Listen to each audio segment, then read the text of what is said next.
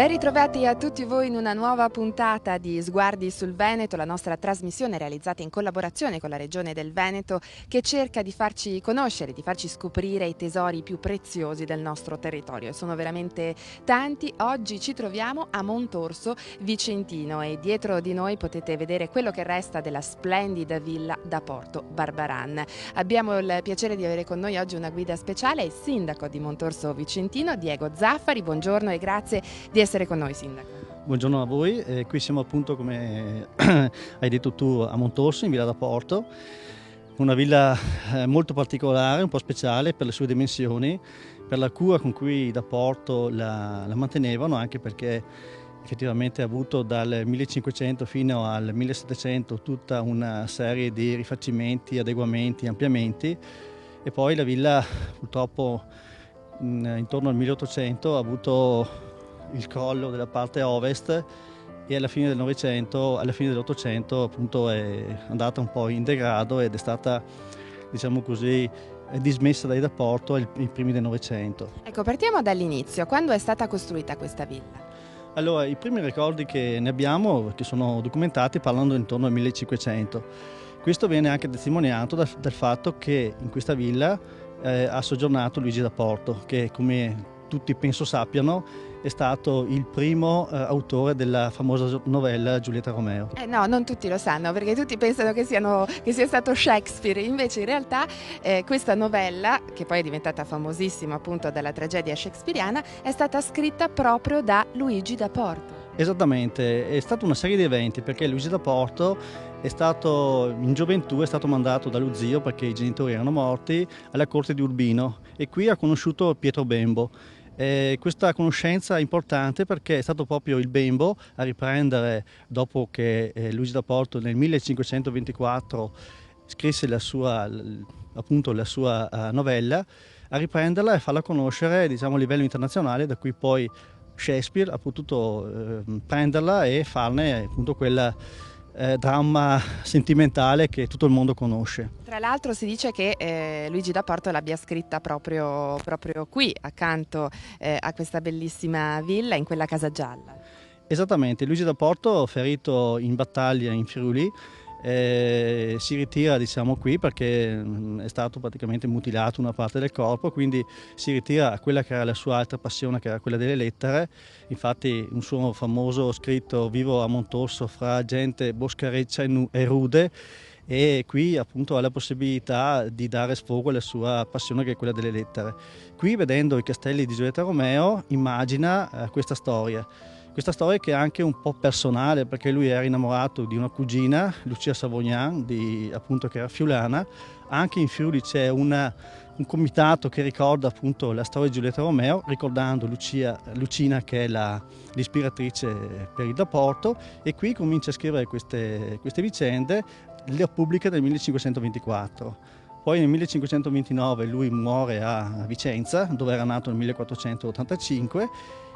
Poi appunto attraverso il Bembo la novella fa questo percorso fino ad arrivare ai giorni nostri, conosciuta appunto come opera di Shakespeare, ma effettivamente Shakespeare ne ha solo preso parte. E nel 1524 non c'era la villa maestosa che vediamo qua dietro, che è stata iniziata nel 1662 e conclusa nel 1724. Conclusa, diciamo, in parte, perché poi c'è un'iscrizione sopra il portale che ricorda chi l'ha iniziata, chi l'ha completata, e finisce con le parole Dio ve ne darà compimento. Infatti poi ha avuto una serie di vicende che l'ha portata, diciamo così, ad essere quella che adesso abbiamo possibilità di ammirare. Comunque, ecco, quali sono gli elementi più, diciamo, importanti e preziosi di questa villa?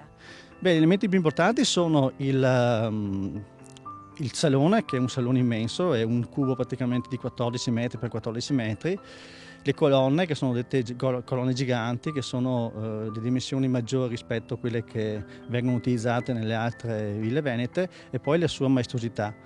La villa, appunto, prima del crollo del 1800 aveva un'ala est e un'ala ovest, che è poi quella che è crollata, e qui i da Porto la consideravano una delle loro migliori ville. Infatti qui avevano portato i loro quadri, i loro mobili più preziosi. È sparito tutto? Sì, è sparito tutto e diciamo che il colpo di grazia alla villa è stato dato nel 1917, quando la villa è diventata il quartier generale delle truppe inglesi di stanza qui in Italia in aiuto all'esercito italiano nella Prima Guerra Mondiale, le quali truppe, ovviamente non avendo passione di arte, hanno bruciato tutto quello che potevano bruciare, perché gli inverni all'epoca erano molto rigidi, Per quindi scaldarsi. per scaldarsi, esatto, e quindi non è rimasto più niente. Un ultimo elemento che vorrei far sottolineare a lei, Sindaco, è la scala elicoidale, che è questo, insomma, veramente tesoro della villa. Sì, è una scala molto particolare che abbiamo intenzione, con l'aiuto della Regione e dell'Istituto Regionale Ville Venete, di ristrutturare, di recuperare, perché adesso è in stato di, diciamo così, di pericolo, quindi non può essere utilizzata. Sulla sua sommità c'è l'unico affresco che rimane della villa, e quindi ha questa caratteristica particolare. Appunto, la scala era simile nell'ala ovest, che poi è stata invece demolita all'inizio del 1900 dalle persone che sono venute a riabitare la villa dopo appunto gli inglesi. Sono venute delle famiglie di contadini che hanno riabitato la villa, le hanno adattate alle esigenze appunto della residenza, e quindi in quel periodo la villa ha cominciato a prendere vita, perché c'erano i bambini che correvano, che gridavano, le madri che li chiamavano, quindi ha avuto, diciamo così, una vita magari meno nobile ma sicuramente importante, perché è diventata per alcune famiglie che adesso vivono a Montosso anche un punto di riferimento e un ricordo particolare di quando sono arrivate qua.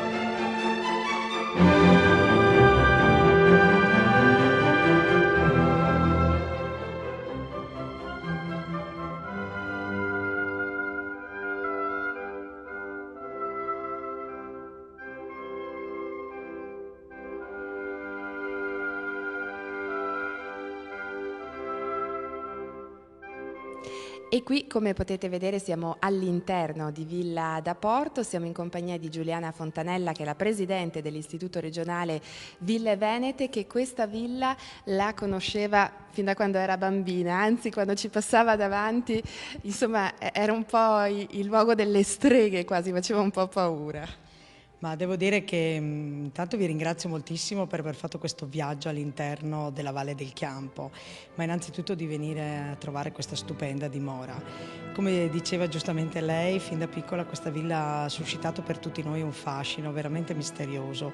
Io mi ricordo appunto quando da piccola si passava per andare a Montebello, per scendere giù verso Verona, e si vedeva questo luogo così magico, questa villa così imponente, però davanti c'era la legnaia, era un po' in stato d'abbandono, e allora per noi piccoli, forse per farci prendere anche un po' di paura, perché in effetti sono ville che possono anche nascondere qualche pericolo, ci facevano dire che lì era il luogo delle streghe, era un luogo un po' del mistero, per cui il ritrovarla oggi, il viverla, l'essere qui è un po' come ritornare all'indietro, esorcizzare e impadronirsi di una bellissima realtà del proprio territorio. È vero, questa villa ha davvero un fascino tutto particolare e soprattutto ha vissuto fasi, passaggi storici molto diversi. Parlavamo appunto poco fa con il sindaco del fatto che addirittura negli anni 60 ci vivevano proprio delle famiglie, abbiamo visto appunto i portoni con i numeri civici, qui c'era tutto un movimento, un via vai anche di bambini, quindi insomma ha vissuto parecchie fasi. Oggi sta vivendo una nuova fase di rinascita, è stata portata a nuova vita, perché qui alla villa si organizzano tanti progetti. Ma in effetti un po' è quello che sta succedendo in tutte le ville venete.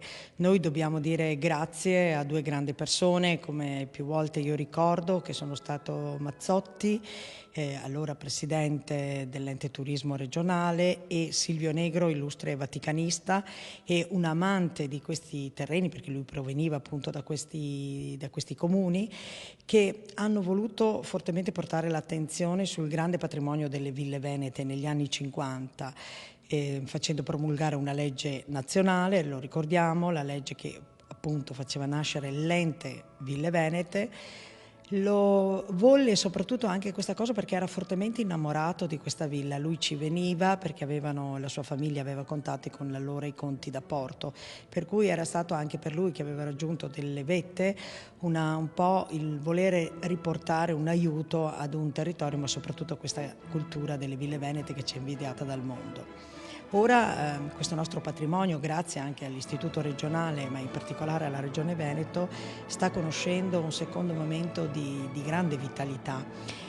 Se gran parte di questi patrimoni sono stati restituiti a tutti noi grazie ai restauri, vediamo che anche questa purtroppo necessita di grandi ulteriori restauri, bisogna anche dire che c'è una grande attenzione per portare la vita all'interno, no? Si ricordava prima che c'erano le famiglie, che c'erano i bambini che correvano, le mamme che gridavano, ora vengono appunto organizzate delle manifestazioni molto interessanti come opera e festival, per cui serate di danza, serate legate all'economia, serate legate alla discussione, per cui la villa che diventa il centro di tutta un'attività di grande interesse ma anche di grande spinta economica per un territorio come questo che è fortemente imperniato su un'economia, ricordiamolo, legata al settore della meccanica, della concia, del marmo, ma anche dell'enogastronomia, per cui la villa è un po' un ritrovare la propria dimensione, un po' ritornare all'interno e cercare di capire che cosa essa può offrirci, ma soprattutto che cosa possiamo imparare da lei.